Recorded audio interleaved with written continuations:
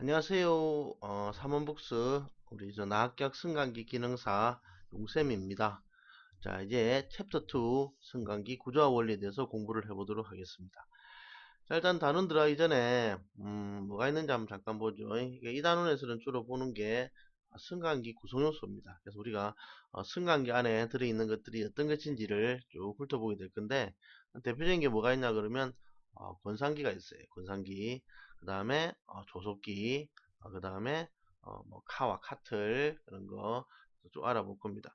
그래서 이 권상기 들어가면서 권상기에 들어있는 그 로프도 같이 나오고, 그 다음에 조속기 들어가면서 조속기에 나오는 로프도 같이 나올 거고, 그 다음에 완충기도 있죠. 완충기도 있고, 이런 것들에 대해서 한 번씩 각 승강기 안에 있는 부속들에 대해서 한 번씩 어떤 역할을 하는지, 그 다음에 특징이 뭔지, 그 다음에 어떤 원리를 가지고 있는지, 그런 것을 한 번씩 짚어보는 겁니다.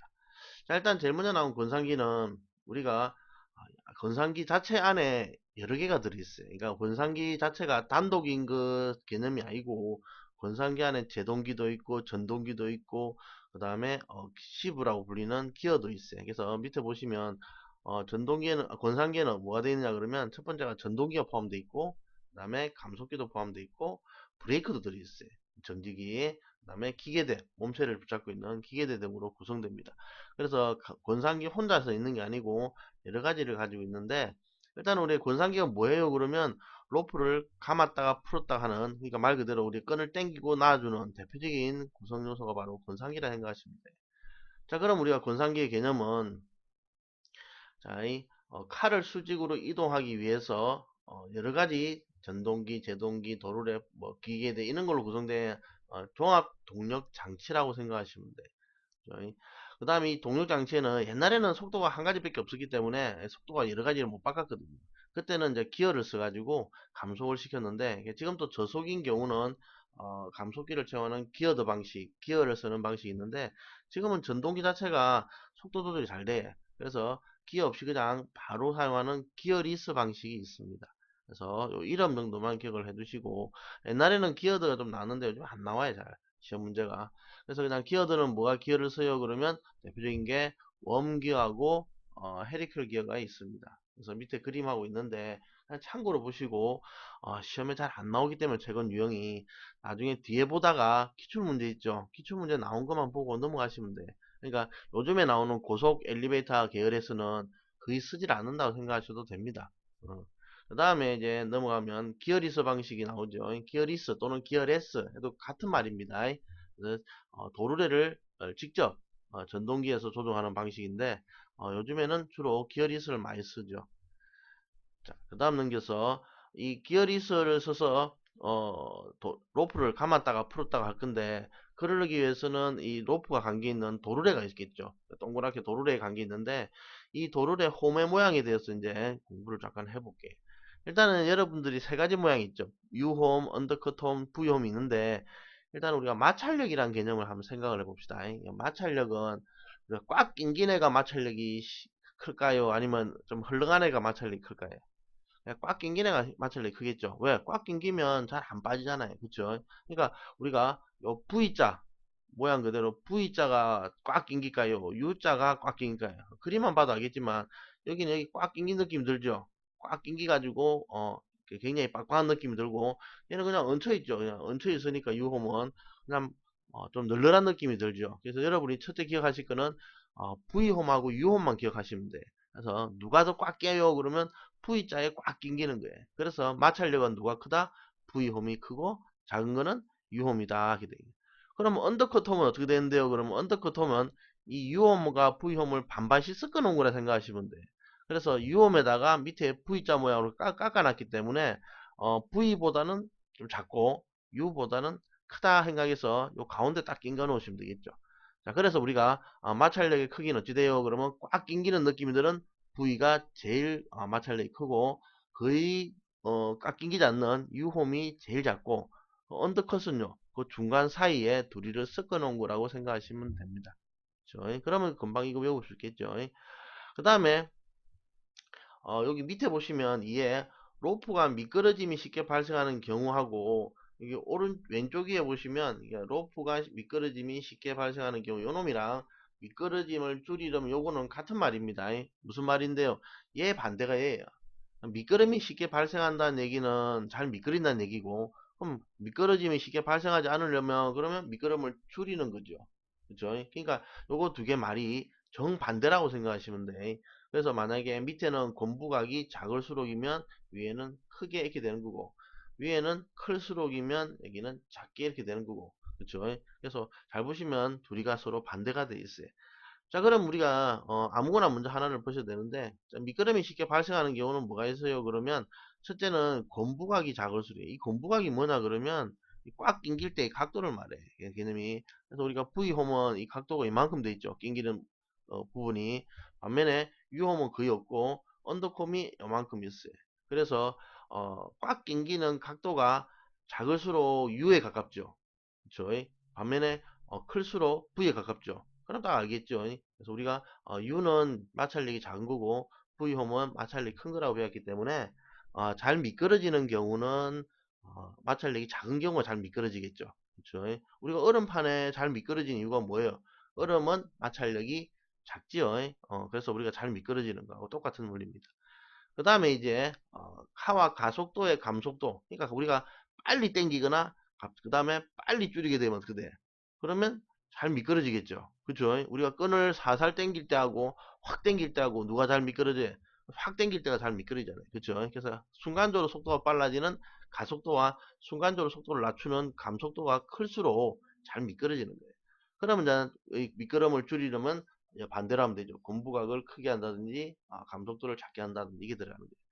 그 다음에 세 번째는 이제 카와 균형추 측에 로프에 작용하는 장력비. 말 그대로 카와 균형추가 양쪽에 있죠. 우리가 이렇게 가운데 끈을 달았을 때 여기 카가 있고 여기 균형추가 있는데 여기서 얘가 훨씬 무거워요.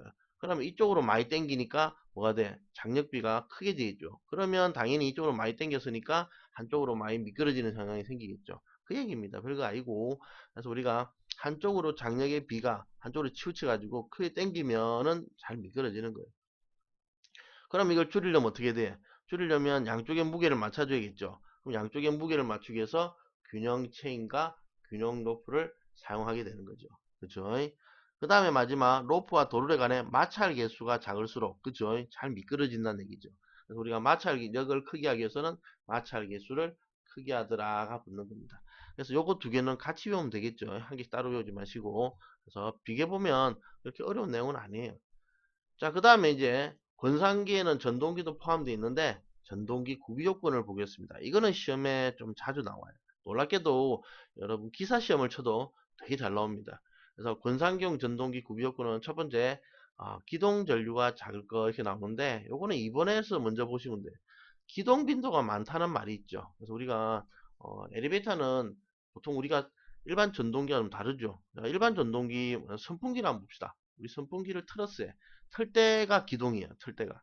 틀 때가 딱 기동인데 그때 잠시 뭐랄까요. 기동 전류가 좀 많이 흘러요.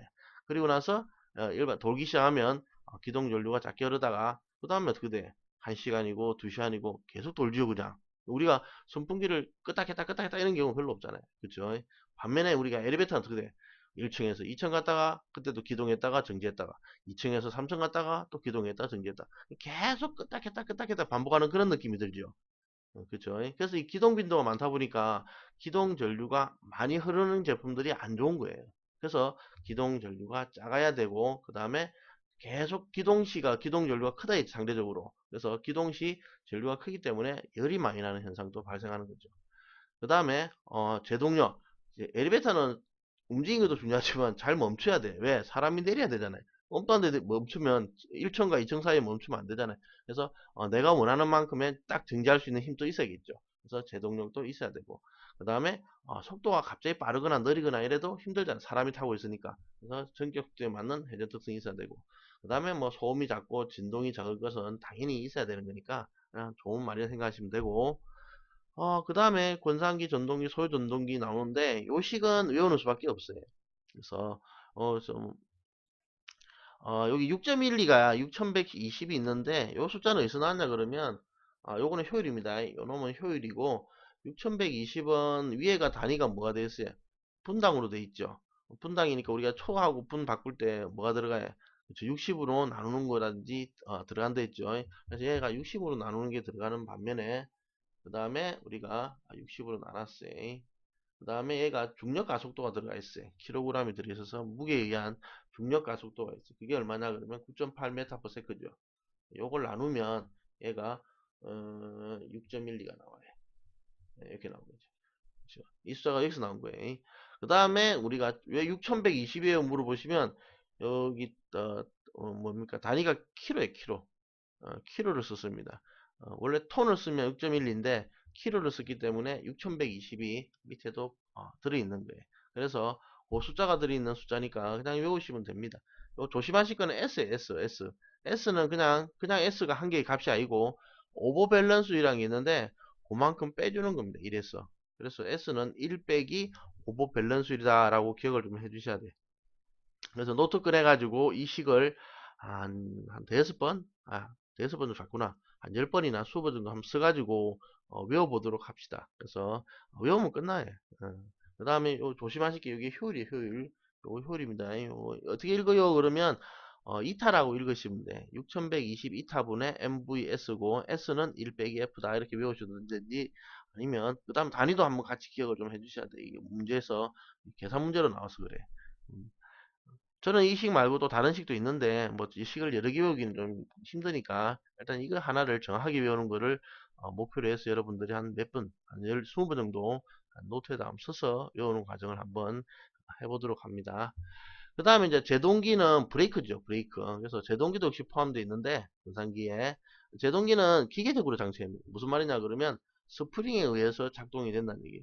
그래서 우리가 스프링에 의해서 작동을 하니까 평상시에는 그럼 작동하면 돼야 안 돼? 작동하면 안 되겠죠. 그때는 전기에 의해서 작동이 안 되고 있는데 바로 전자 코일에 의해서 꽉 잡혀 있기 때문에 작동을 안 합니다. 그러다가 전기가 끊어지면 전원이 끊어지는 동시에 이 전자 코일이 스프링을 잡고 있던 걸 손을 놔버려요.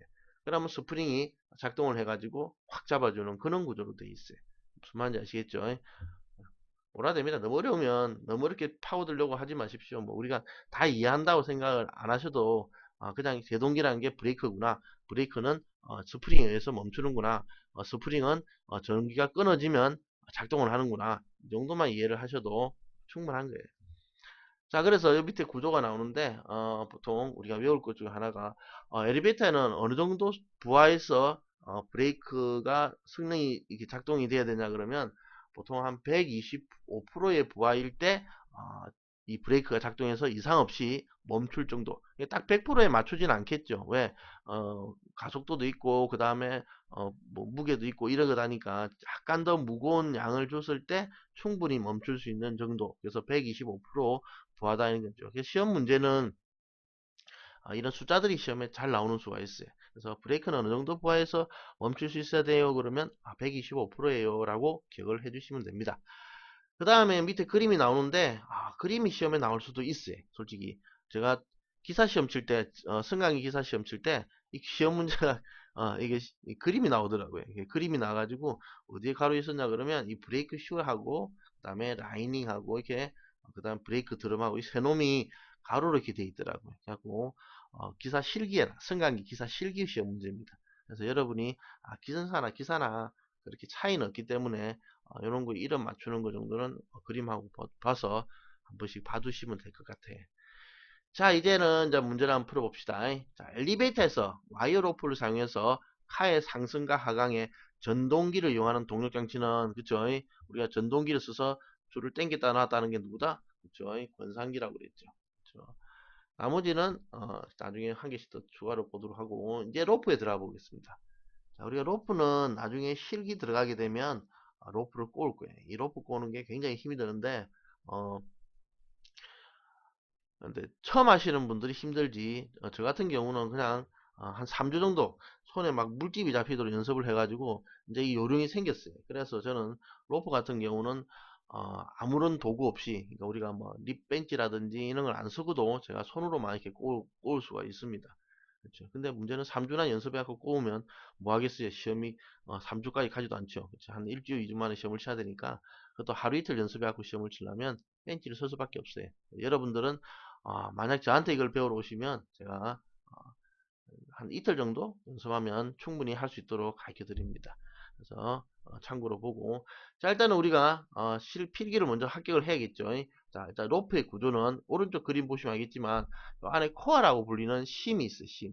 요거는 보통 섬유 재질로 돼 있고, 그 다음에 그 주위를 스트랜드라 불리는 일종의 뭐냐 그러면 이렇게 뭐랄까요, 선 덩어리랄까요, 스트랜드라 불리는 선 덩어리들이 감싸고 있습니다.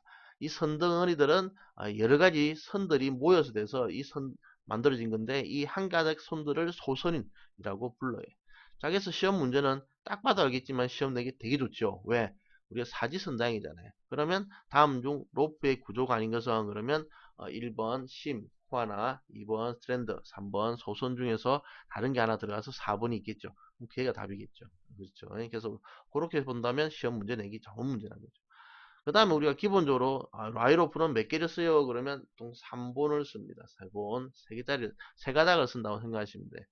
3본 이상의 와이로프인데, 이거는 어디서 볼 수 있냐 그러면 보통 여러분들이 엘리베이터 보시면 와이로프를 볼 수 있어요. 그렇죠? 우리 집 앞에도 그런 승강기, 지하철에 승강기 있는데 로프가 기본이 3가닥으로 되어 있어요.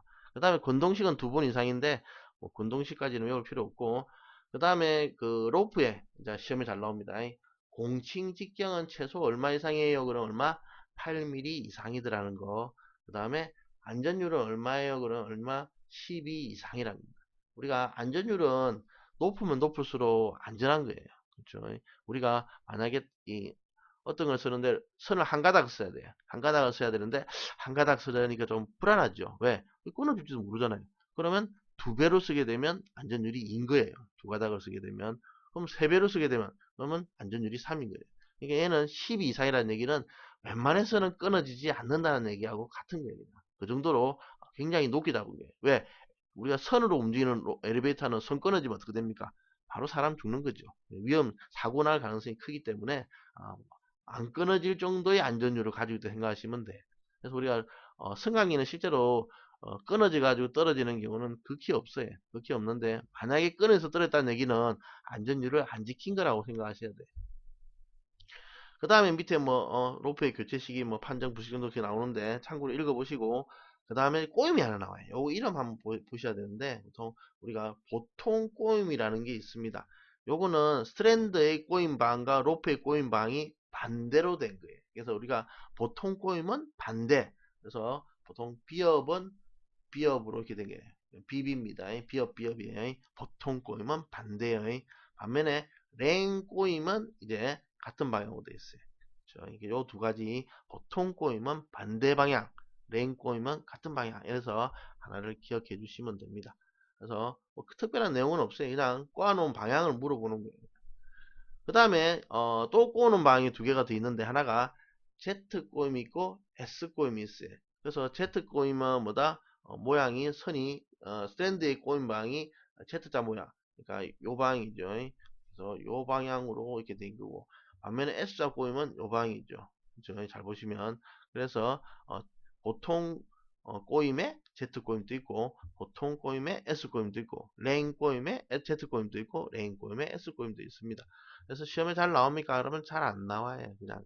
그냥 있구나 정도만 기억하시고, 혹시나 나왔을 때 안 틀리시면 되는 거예요. 그렇죠?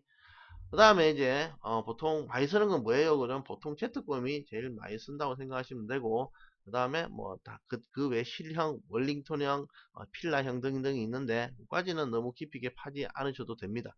잘 안 나와요. 그 다음에 와이로프의 직경 측정하는 방법이 있죠. 그래서 우리가 와이로프 직경 측정하는 방법은 요 방이 아니고, 잘 보시면 요렇게 요 방이 아니고, 요쪽이 아니고 요쪽입니다. 요쪽. 그래서 요것도 시험 문제가 그림이 나왔기 때문에 또 나올 수가 있을 거예요. 그래서 와이로프의 직경 측정하는 방법은 하면 한 개짜리 끝에서 끝까지 기준으로 잡더라라고 생각하시면 될 겁니다. 자, 그 다음에 이제 로프에 로핑이라는 게 있고 랩핑이라는 게 있어요. 그는 것과 감는 방법이 있는데, 자, 로핑은 시험 문제에 나오는 게 주로 1대1 로핑과 2대1 로핑이 나와요. 그래서 우리가 1대1 로핑은 나중에 저쪽에 기계 쪽에 나올 건데 1대1로 움직이는 양하고 그 다음에 로프의 양하고 같은 경우를 말하고, 2대1은 뭐 움직 도르래를 하나 써가지고 이제 여기 보이죠? 여기 2대1 보시면 움직 도르래를 써가지고 이렇게 만들어 놨어요. 그래서 움직이는 양은 적어요. 그러니까 옆에 보시면 차례 있는데 2대1 로핑을 쓰게 되면 나중에 1대1 로핑보다 힘은 반이 더 줄어들어요. 반면에 속도 역시 반으로 줄어듭니다. 대신에 로프 길이가 2배로 증가하는 차이가 있는 거죠. 그래서 우리가 2대1 로핑을 쓰는 이유는 뭐예요? 그러면 힘을 적게 들리기 위해서 쓰는 거예요. 힘을 적게 들리기 위해서. 우리가 지렛대를 보시면 알겠지만 지렛대가 길면 길수록 어떻게 돼? 그렇죠? 힘이 덜 들죠. 대신에 지렛대 길이는 늘어나죠. 그거하고 비슷합니다. 그래서 그런 개념을 가지고 있다 생각하시면 돼요. 그래서 힘을 많이 들어갈 때는 2대1, 3대1, 4대1 로핑을 쓰면 아주 무거운 화물용 엘리베이터 같은데 쓸 수가 있지만 대신에 로프 길이가 상당히 길어지는 단점이 생기는 거죠. 그 다음에 효율도 좀 짧아지더라 이렇게 생깁니다. 그래서 그 정도만 이해해 주시면 아마 될 거예요. 그 다음에 랩핑에 대해서 알아보겠는데 랩핑은 두 가지가 있어요. 하나는 싱글 랩이 있고 하나는 더블 랩이 있어요. 그래서 랩핑은 우리가 싱글 랩과 더블 랩이 뭐가 다르냐 그러면 원래 더블 랩을 풀 랩이라고 불러요. 그러니까 완전히 감았다는 뜻이고 반면에 싱글 랩은 하프 랩, 절반만 감았다는 뜻이에요. 그래서 우리가 저속일 경우에는 이렇게 마찰이 좀 작기 때문에 싱글 랩만 해도 충분히 감당하는데 고속일 경우에는 미끄러짐이 좀 많이 발생합니다. 왜? 속도가 빠르니까. 그럴 경우에는 완전히 한 바퀴를 감아주는 더블 랩을 씀으로써 이 마찰에 의해서 미끄러짐을 줄일 수가 있죠. 대신에 이제 이 로프하고 이제 시브에서 도로에서 마찰이 심하기 때문에 상대적으로 마찰이 작은 유홈을 쓰더라 이렇게 나옵니다. 여러분이 기억하실 거는 싱글 랩은 누가 한다? 그렇죠. 속도가 적은 애들. 더블 랩은 누가 한다? 속도가 빠른 애들. 그래서 이 정도만 뭐 기억하셔도 충분히 될 겁니다. 시험 문제가. 그 다음에 승강기의 전격 속도 해서 요거를 외워야 되는데 요거는 요식을 쓰지 맙시다 우리. 보통 책들은 다 이걸 쓰는데 그냥 우리 속도 V 속도 V를 만약에 메타 퍼 세크로 할게. 메타 퍼 세크로 하게 되면 파이 D에 N으로 외우겠습니다. 이때 D를 메다로 놓고 그 다음에 N을 RPS로 놓으시면 돼요. RPS는 뭡니까? 그럼 우리가 초당 회전수에 초당 회전수. 반면에 속도 V를 메타 퍼 민으로 놓고 분당이죠. 이거라면 그러면 여기도 파이 D N을 쓰고 이때 D를 메다로 놓고 그대로 다 같이 메다로 놓으면 돼요. 지름은. 그 다음에 이 N을 RPM으로 놓으시면 됩니다. 이러면 훨씬 C 간단하죠. 그쵸? 어차피 C 두 개 다 똑같잖아요. 그래서 우리가 속도 V는 파이 D N인데 RPS 초당으로 주게 되면 메타 퍼 세크로 쓰면 되고 RPM 분당으로 주게 되면 메타 퍼 민으로 쓰시면 돼요. 이때 이 D는 도르래의 직경인데 여기서 미리로 썼는데 우리는 미리로 쓰지 마시고 그냥 메다로 바로 쓰시면 밑에 뭐가 없다? 천이 없어져 버려요. 그냥. 그래서 그냥 파이 dn으로 외우는 게 훨씬 더 간단할 겁니다. 근데 대부분 책들은 밑에 천을 붙이는 경우가 많은데 도르래 직경을 미리로 줘서 그래요. 근데 우리를 미리를 메다로 바로 꽂히면 되죠. 그럴 경우는 천을 외울 필요 없잖아요. 그렇죠? 훨씬 외우기가 훨씬 나을 겁니다. 그 다음 마지막 I는 감속비입니다. 그래서 감속비가 있으면 곱해 주시면 돼. 감속비만큼. 그렇게 이해해 주시면 되고, 문제를 풀어서 첫 번째 우리 과정을 마치도록 하겠습니다. 자, 첫 번째 와이어 로프의 구성 요소가 아닌 것은 이거 나온다고 그랬죠. 그래서 우리가 안에 있는 심이 있을 것이고, 그 다음에 꼬아놓은 스트랜드가 있을 것이고, 이 스트랜드를 구성하는 조선이 있더라. 그래서 답은 킹크가 틀린 거죠. 자, 그래서 여기까지 해서 일단은 정리를 하도록 하겠습니다. 요 다음에는 이제 가이드레일 밑에부터 다시 공부해 보도록 하겠습니다. 수고하셨습니다.